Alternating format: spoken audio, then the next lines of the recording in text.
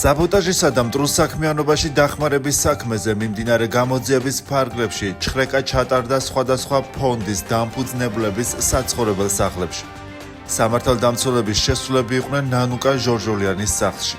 საგამოძიებო მოქმედებები უკვე დასრულდა სამოქალაქო აქტივისტ მარიამ ბაჯელიძის სახლში და ასევე ალეკო ცქიტიშვილთან. ამასთან ნანუკა ჟორჟოლიანის შვილის მარიამ გეგუჩაძის თქმით, ჩხრეკა იყო მის საცხოვრებელ სახლშიც. პროკურატურამ გამოძიება ერთიანი ნეიტრალური საქართველოს მიმართვის საფუძველზე დაიწყო, უწყება 5 ფონდის საქმიანობას სწავლობს.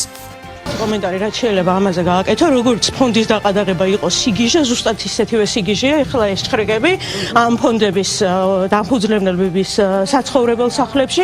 რაც შეეხება ჩხრეკის პროცედურას, როგორ მიმდინარეობს, არა მაქვს ინფორმაცია. სუსი რატომ არის ეს გასარკვევია, რა თქმა უნდა, იმიტომ რომ როგორც ჩემთვის ცნობილია, გენერალურ პროკურატურაში მიმდინარეობს გამოძიება. ადვოკატები არ დაასწრეს ჩხრეკას. 8 საათზე ჩხრეკა დაიწყო. 11 საათზე მოახერხა პირველმა ადვოკატმა შესვლა. არასრულწლოვანი ბავშვია სახლში, დაულუქეს ყველას ტელეფონი. გვიან მოახერხა ნანუკა მამამისის ტელეფონიდან ლაივში გასვლა. ანუ ვითარება მოსკოვია, ეს თუ რა ხდება, რა უბედურება ხალხს. ერთი ჟურნალისტია, რომლის ტელეფონის ჩამართვა უბრალოდ ფიზიკურად არ შეიძლება. ეს ჟურნალისტური საიდუმლოება შეიძლება იყოს შიგნით და დაცულია აბსოლუტური პრივილეგიით. საქართველოს ბელორუსი არ არის, უნდა დავივიწყოთ ეს ფრაზა. საქართველოს ბელორუსია, მეგობრებო. ბელორუსია ჩვეულებრივად, თუ ბელორუსი არ არის, ეს შეიძლება მხოლოდ ჩვენი რეაქციით გამოჩნდეს. აი ეს ბელორუსია, აბა ვინ არიან ეს? ხალხო, რობოტები ხო ახარ? ვერ შეგიშვათ. რატო ჩემს სახლში რატო ვერ მიშვათ? რა ჩემს სახლში ვერ? მიმდინარეობს საგამოძიებო მოქმედებები. დასრულდება და მიმზადდება. ჩემ და ადვოკატის გარეშე მიმდინარეობს. სასაცილო ამ ყველაფერში არის ის, რომ სირცხვილია როგორც ორგანიზაცია აღარ ფუნქციონირებს. შესაბამისად, რას იძიებენ, კაცმა არ იცის, ადვოკატის გარეშე კარებს არ გაუღებ არავის და შესაბამისად ადვოკატის გარეშე ვეფშს ვერ დაიწყებენ, იმიტომ რომ ჩემს სახლში, ჩემს სახელზეა ეს სახლი, მაგრამ ცხოვრობს ბიძაჩემი, შესაბამისად ბიძაჩემის სახლს ჩხრეკენ ფაქტობრივად და ადვოკატის გარეშე ვერ შევნეთ შიგნით. ავედი უკვე დამთავრებულ ჩხრეკაზე. ჩხრეკას ეხლა რაც შეეხება თვითონ ჩხრეკას. ჩხრეკა განჩინების საფუძველზე ჩატარდა, თუმცა ეს განჩინება გაცემულია 2 აპრილს. 2 აპრილიდან დღემდე გასულია 27 დღე, ხო? ეს 29 აპრილი გვაქვს. ხა რაღაც ძალიან რომ გაინტერესებს, თუ ძალიან გაინტერესებს, სავარაუდოდ მეორე, მესამე ან მაქსიმუმ მეოთხე დღეს მოახერხებდა ამ ხელა პროკურატურა მოსვლას და მარიამის ტელეფონის წაღებას. მე ხა მართლა არ გამიკვირდება, რომ ისეთი იმ შიშის თვალებით რა შიშიც აქვს ბიძინა ივანიშვილს აღმოაჩინონ რომ ალეკოს დიდი ღომში აგერ სპილო ყავდა ოთახში. იმიტომ რომ შიში პარანოიული შიში ხელისუფლებისა რომელმაც იცის რომ ის არაპოპულარულია, რომელსაც სანთლით აქვს საძებნელი ადამიანი, რომელსაც ის მოწონს. დარწმუნებული ვარ, აი ამ პოლიციელებსაც არ უნდათ რომ ქართველები ვიყოთ თითებზე ჩამონათვალე. აი დარწმუნებული ვარ. ფონდების დამფუძნებლების საცხოვრებელ სახლში მიმდინარე ჩხრეკას გამოხმაურებები მოჰყვა პოლიტიკურ სპექტრში.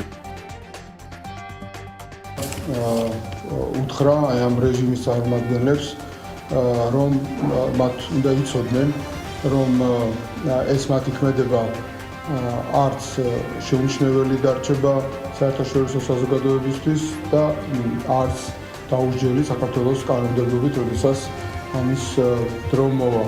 მათ უნდა გაითვალისწინონ, რომ მათი პატრონები, ეს გლობალური რაშიზმი, რასაც ქვია რუსული იმპერიალიზმი დამყნობილი ფაშიზმზე, ფაშისტურ იდეოლოგიაზე, ეს რაშიზმი ნამდვილად ვერ გაიმარჯვებს. ჩვენ არ დავივიწყოთ, რომ შარშან დეკემბერში იყო მცდელობა პარლამენტის შტურმისა, იყო ძალადობის ბევრი ფაქტი, მათ შორის იყო პარლამენტის დაწვის მცდელობა, პოლიციაზე თავდასხმა, ყველაფერი ვნახეთ, რომ იყო მათ შორის წახალისებული გარედან, ისიც ვნახეთ, რომ იმავე მომენტში, როდესაც შესაბამისმა სტრუქტურებმა პროკურატურამ შეანსაკცა მის რომ იმ პარტიების თუ დაჯგუფებების ოფისებიდან ამოიღო სხვადასხვა ასაფეთქებელი ნივთიერებები, ზუსტად იმ მომენტიდან შეწყდა ძალადობა რუსთაველზე, პარლამენტის შენობის დაწვის მცდელობა, პოლიციელებზე ასაფეთქებელი ნივთიერებები თავდასხმა.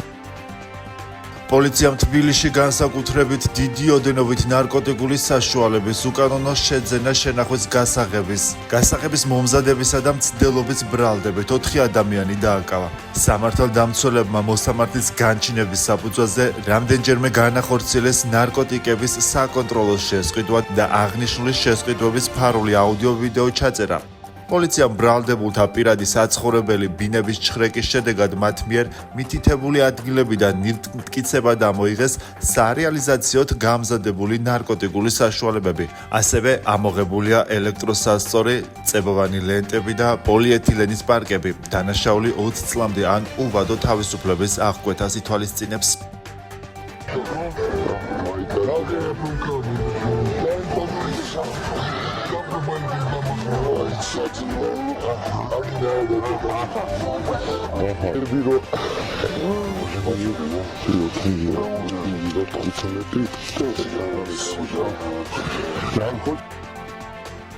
ქართული ოცნების ინიციატივას, რომელიც ნაციონალური მოძრაობის და მასთან აფილირებული პარტიების არაკონსტიტუციურად გამოცხადებას ეხება, შეფასებების თემაა პოლიტიკურ წრეებში.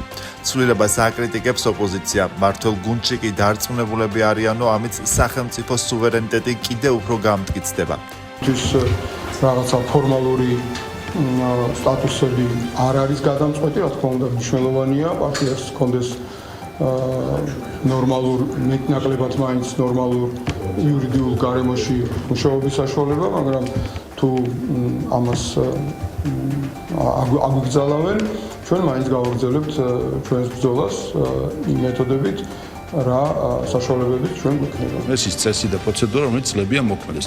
ერთადერთი რაც ახლა ემატება, არის ის, რომ არ მივცეთ საშუალება იმ შემთხვევაში, თუ მოხდება რომელიმე პარტიის არაკონსტიტუციურად გამოცხადება, არ მივცეთ მის წევრებს საშუალება, რომ გვერდი აუარონ, ასე ვთქვათ, სისტემას. თუ კი იქნება პირობითად, ავიცი, რაიმე ფაშისტური პოლიტიკური პარტია, რომელსაც ფაშისტური იდეოლოგია აქვს და ის ჩაითვლება არაკონსტიტუციურად, შემდეგ იგივე ხალხი იგივე ასე ვთქვათ მიზნებით იგივე ოფისში გამოვლენ და აბრას გამოცვლიან და ნაცვლად ერთი პარტიის სახელისა დააწერენ მეორე პარტიას, მე ხა ეს ხო ხვდები თუ არის სისტემისთვის გვერდის ავლა.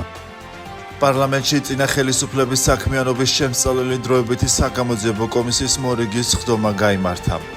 დღევანდელ სხდომაზე მიწვეული იყო მწერალთა კავშირის ყოფილი თავმჯდომარე მაყვალა გონაშვილი. მან მწერალთა კავშირთან დაკავშირებით განვითარებული მოვლენები დეტალურად გაიხსენა. მწერალთა კავშირი მე ჩემს ბავშვობას თუ გავიხსენებ, იყო ის ადგილი, სადაც თითოეულ მწერალს, მათ შორის ჩემი ოჯახის წევრსაც ყოველ დილით გული მიუწევდა, მიუჩქაროდა, უხაროდა იქ მისვლად, მაგრამ დადგა ერთი დღე ნაციონალური მოძრაობის რეჟიმის დროს, როდესაც მწერლებს მწერალთა კავშირში ნიღბიანი სპეცრაზმელები შეუვარდნენ. როგორ განვითარდა მოვლენები ნაციონალური მოძრაობის რეჟიმის დროს საქართველოს მწერალთა კავშირის გარშემო 2004 წელს როგორც კი მოვიდნენ და ვარდების რევოლუცია, მწერალთა კავშირის იმდროინდელი თავმჯდომარე გადადგა, ჯერ არ უწევდა მას გადადგომა, იმიტომ რომ უკვე კარგად იცოდა, რომ ადამიანი, რომელმაც დაწერა გიჟის სახურავზე, ჯერ კიდევ ქართველებს ეგონათ, რომ გმირი მოდიოდა და მან დაწერა გიჟის სახურავზე, ამის გამო იცოდა, რომ მწერალთა კავშირს ძალიან ცუდი დღეები ელოდა. ამით შეეს მე მაშინ მოადგილე ვიყავი და აი პირველი რაც იყო ის, რომ ქართველი მწერლები, ეროვნული მწერლები ტაშით და მართლაც ვარდებით არ დახვდნენ ახალ ხელისუფლებას. ამას მოსდევს ის, რომ სულ მცირე ხანში მწერალთა კავშირში მოდის წერილი, რომ მწერალთა კავშირის ისტორიული შენობა, რომელიც 1920 წლიდან მწერლების საკუთრება არის. ეს უკვე ზოგჯერ არასწორად ამბობენ, რომ თითქოს ის გადასცა მისმა პირველმა მფლობელმა სარაჯიშვილმა. სარაჯიშვილის სურვილი იყო, მაგრამ ის გაცილებით ადრე გარდაიცვალა. შენობა ეკუთვნოდა ხოშტარიას და ტიციან ტაბიძის, პაოლო იაშვილის და მიხეილ ჯავახიშვილის თხოვნით მან ეს შენობა გადასცა საქართველოს მწერალთა კავშირს. როცა შემოვიდნენ კომუნისტები და აპირებდნენ ამ შენობის შტურმით აღებას, ისე როგორც აიღეს სააკაშვილის ხელისუფლების დროს, დახვდა ისევ ქართველი მწერლობა და იმ დროის ერთ-ერთი იურისტი, რომელიც იყო სახელად ბარათაშვილი, ასეთ სიტყვებს ამბობს. ყველა დროის მთავრობას წევრით მოიხსენიებს საქართველო თუ ის ქართველ მწერლებს ამ შენობიდან გამოდევნის. ის რაც ვერ გაბედეს პირსისყრიანმა კომუნისტებმა, გაბედეს დემოკრატიის ნიღბით მოსულმა ადამიანებმა. ეს არის ის პერიოდი, ჩემზე უკვე თქვენ მოგეხსენებათ, როცა გონია რომ ბრეხტის სპექტაკლის გმირი ხარ, იყიდეთ რამე, იყიდეთ ჩქარა, გესმის ყველგან. ამ პერიოდში მეც დამიბარეს პარლამენტში, იმის გამო რომ იფიქრეს იქნებ შევარბილოთ წინააღმდეგობებიო და შემომთავაზეს რომ დუინერუილებთ მაგაზე შენობა მაინც დაკარგავთ, მაგრამ ჩვენ ფონდს შევქმნით და შენ იქნები ფონდის დირექტორიო. ამ დროისთვის თავმჯდომარე, ამ დროისთვის რადგან გვარებით უნდა დავასახელოთ, ეს არის წესი სამართლიანობის, კომიტეტს ხელმძღვანელობდა ბატონი ნოდარ გრიგალაშვილი. წაგვართვეს ყველაფერი. წაგვართვეს მაჩაბლის 11, რომელშიც ახლა ოლიმპიური კომიტეტია, გაგვიყიდეს პოლიკლინიკა, რომელიც მწერალთა კავშირის საკუთრება იყო. გვართმევდნენ აჭარაში მწერალთა დასასვენებელ სახლს. ყველაზე შემზარავი იყო ის რომ როცა ჩვენ ბოლოს მივიღეთ წერილი ხელისუფლებისგან რომ უნდა დაგვეცალა შენობა, ისევ შევიტანეთ სარჩელი 2007 წლის 21 აგვისტოს მირეკავენ რომ შენობა გატეხესო. მე ვიფიქრე რომ ალბათ ქურდებმა ვერ წარმოვიდგენდი რომ მაშინაც კი ვერ წარმოვიდგენდი რომ ყველაფერი ვიცოდი ვინ იყვნენ, მაგრამ თუ ამდენს გაბედავდნენ. არ ვიცი რატომ ხო შეიძლება და ისე გადაებარებიათ ეს ქონება. გალაქტიონის სურათი ეგდო კიბეზე და ღვთისმშობელი. ეს ორი, არ ვიცი, ეს თითქოს სპეციალურად დამახვედრეს და ზედ ფეხებით გადიოდნენ და გამოდიოდნენ.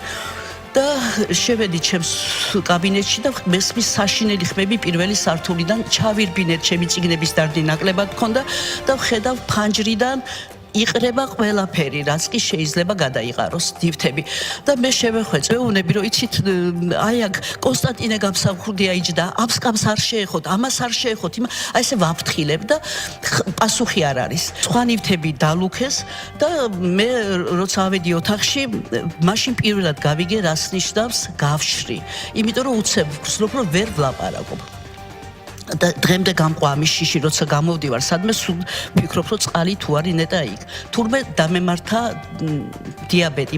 თქვენ თუ გქონდათ ან თქვენს რომელიმე კოლეგას მცდელობა რომ შეხვედროდით მაშინდელ კულტურის მინისტრს, ვინ იყო ეს? თითქმის ყოველდღე ვიდექით კულტურის სამინისტროს კართან და მახსოვს ერთხელ გოკამ პირად საუბარში თქვა გაბაშვილმა, ბატონო გოკა გაბაშვილმა, რომ ჩვენ ჩამოვჩებით დროს, რადგან ვართ ფაშისტური ორგანიზაცია და სიტყვა ფაშიზმი ჩემთვის ესეთი მძიმე სიტყვა დღემდე და ვკითხე რას ნიშნავს მეთქი და თქვენო ვერ გრძნობთო თანამედროვეების ნიავსო, თქვენო ზედმეტად გიყვართ სამშობლო, გადაჭარბებული სიყვარული გაქვთ სამშობლოსიო.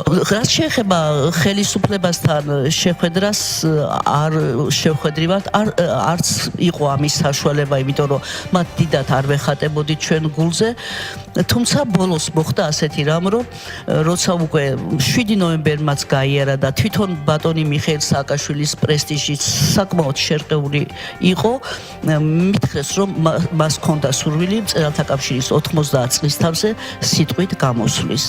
რაზეც მე კატეგორიულად თქვი წინა უარი, იმიტომ რომ ის რაც მოხდა 7 ნოემბერს, იმის მერე არც ერთ ხელისუფალს არ ჰქონდა უფლება რომ ჩვენს გვერდზე დამდგარიყო. თქვენ ორ სხვადასხვა დროის კულტურის მინისტრთან, ბატონ გიორგი გოგა გაბაშვილთან და ნიკა რურუასთან ჰქონდათ გარკვეული კონტაქტები? ასევე მქონდა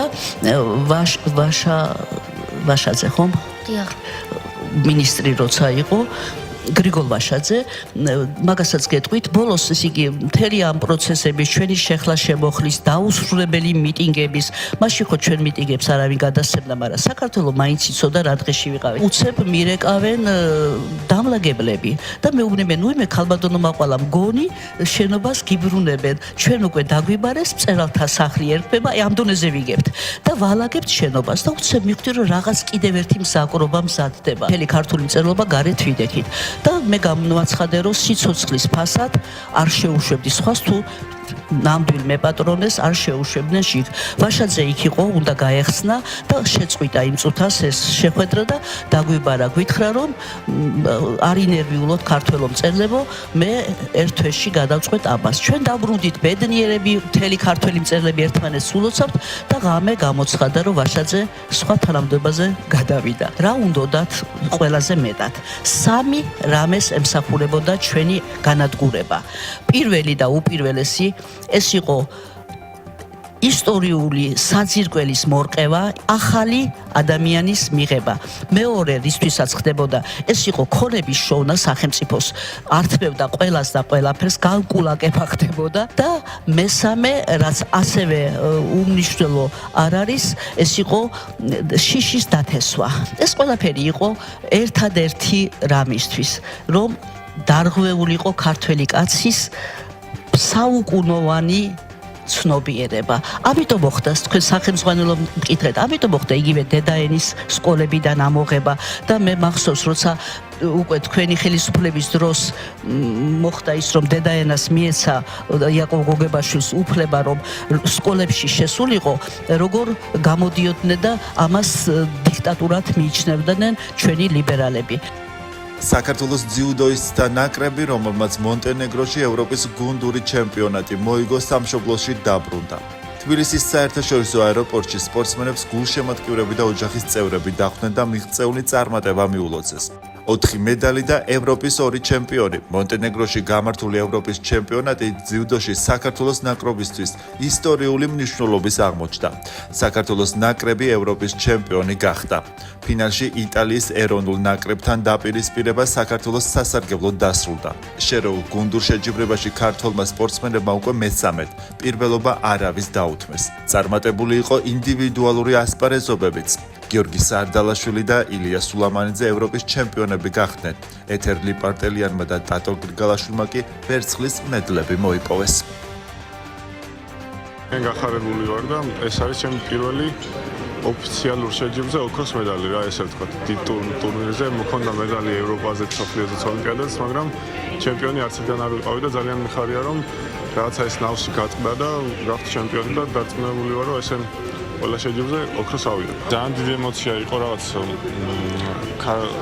ქართველები როცა გამოდიან, მით უმეტეს ესე ერთად ყველა გოგოები, ბიჭები, სულ სხვა ემოცია მოდის და სულ სხვანაირად გულშემატკივრობ. მე როგორც სპორტსმენი სხვანაირი ემოციური ვარ და როგორც გულშემატკივარი ქართველების სულ სხვა ვარ და ძალიან გამეხარდა ეს გამარჯვება. ვიასპარეზე ფინალში მოვიპოვე მეორე ადგილი და ასევე გუნდურში პირველი ადგილი. ასევე მინდა მივულოცო ჩვენს ბიჭებს ესეთი წარმატება. მოიპოვეს ძალიან კარგი მედლები, 3 მედალი მოიპოვა ბიჭების ნაკრებმა და შევეცდებით მსოფლიო ჩემპიონატზე გავაუმჯობესოთ ეს შედეგი. ჩემი წონა ამოვიდა დამატებითი გადამწყვეტი იყო. მანამდე წავაგი შეხვედრა, რადგან ხელი ვიტკინე, მაგრამ შემდეგ ისეთი ემოციური იყო მთლიანი საქართველო, ყველა მთლიანი გუნდი იმედი გაგვერდით და ვეცადე ყველანაირად და მოვიგე. мотивация მქონდა ძალიან დიდი, ველოდებოდი ამ ყველაფერს და მოუტანე ჩემ ქვეყანას ოქროს მედალი.